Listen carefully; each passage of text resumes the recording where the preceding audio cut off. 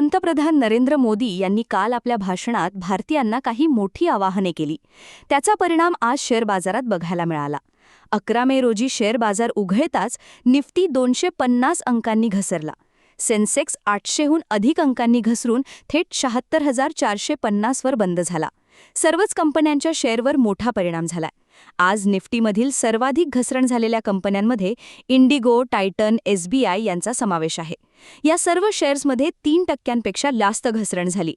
टाटा कन्झ्युमर्सच्या शेअर्समध्ये 6% जास्त वाढ झालीय.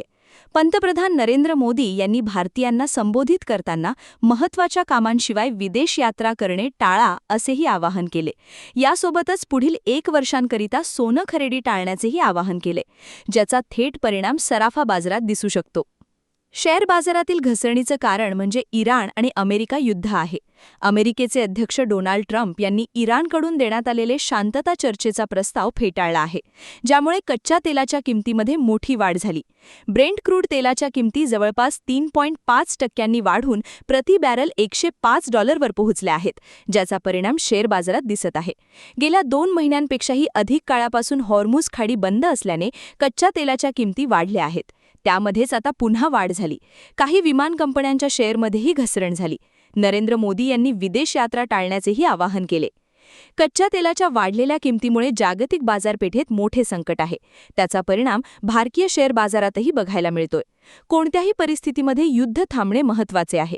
काही दिवसात युद्धविराम झाला नाही तर परिस्थिती अजून भयंकर होऊ शकते.